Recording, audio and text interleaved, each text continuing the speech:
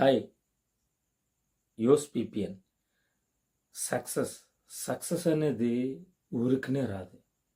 కొంతమంది ఎదుటివాడు సంపాదించిన వాడిని చూసి వాడు అంటుంటాడు, ఒకళ్ళు అంటుంటారు, ఆడికేంట్రా కోట్లు కోట్లు వచ్చి పడిపోతున్నాయి, ఏం సంపాదించాడురా, ఆడి బిల్డింగ్లు ఏంట్రా, ఆడి ఆస్తులు ఏంట్రా అంటుంటారు. కానీ ఆడి కష్టం ఎంతుందో మనకేం తెలుసా? ఆడి సంపాదించడానికి ఎన్ని కష్టాలు పడ్డాడో తెలుసా? ప్రతి జీవితంలోనూ కూడా ఉంటాయి. ఎస్, ఈ విషయాలపై విశ్లేషణ చేసే ముందు మన ఛానల్ సబ్స్క్రైబ్ చేసి లైక్ అండ్ కామెంట్ చేసి సపోర్ట్ చేయండి.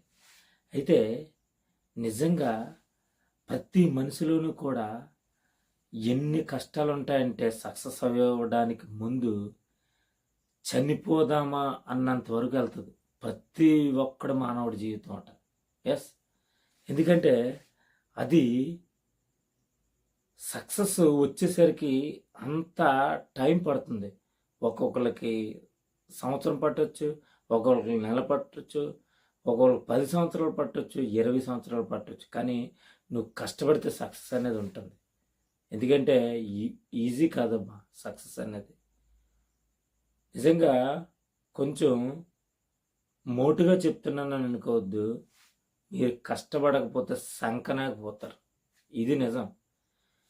ఎందుకంటే కొంతమంది వాడు చదువులో కానీ, వ్యాపారంలో కానీ, ఉద్యోగంలోనూ కానీ ప్రయత్నాలు చేసి సరే సక్సెస్ అవ్వక మందు కొట్టేసో, లేకపోతే ఇంకా వ్యసనాలకు బానిసైపోయో, ఇంకా మన జీవితం ఇంక పోయిందిరాని వ్యసనాలకి అలవాటైపోయి వాడి జీవితాన్ని వాడే సర్వనాశనం చేసుకుంటాడు. కానీ అది కాదు. అవన్నీ అలాంటి రాళ్ళ దెబ్బలు, అలాంటి ఆటుపోట్లు ఎన్నో తగులుతాయి. అలాంటి దెబ్బలు తగిలితేనే ఎంత గట్టిగా నీకు అలాంటి జీవితంలో దెబ్బలు తగులుతూ ఉంటే నువ్వంత గట్టిగా తయారవుతావు. సక్సెస్ నీ చేతికి అప్పుడు వస్తుంది, నీ ఇంటికి సక్సెస్ అవుతుంది. ఎస్, అంతేగాని ఎదుటివాడిని చూసి ఆడికేంట్రా సూపర్ రా అనుకుంటావు. కానీ అది కాదు. వాడు కూడా నీకంటే ఎక్కువ కష్టపడ్డాడు వాడు సక్సెస్ అవ్వడానికి. నిజంగా మీరు ఒకటే చెప్తున్నాం, ఒక వ్యాపారంలో కానీ, ఒక ఉద్యోగంలో కానీ, ఏ ఫీల్డ్లోకి వెళ్ళే సరే కష్టపడండి, ట్రై చేయండి. ఆ భగవంతుడు మీకంటూ ఏదో రోజు ఒక అవకాశం ఇస్తాడు. ఇది 100% నిజం.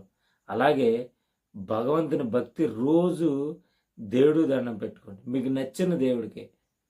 ఆ సక్సెస్ భగవంతుడు కూడా కొంత మీకు ఏదో రూపంలో అందిస్తాడు. అంతేగాని ఈజీగా వచ్చేది ఏదిని ఈజీగా రాదు.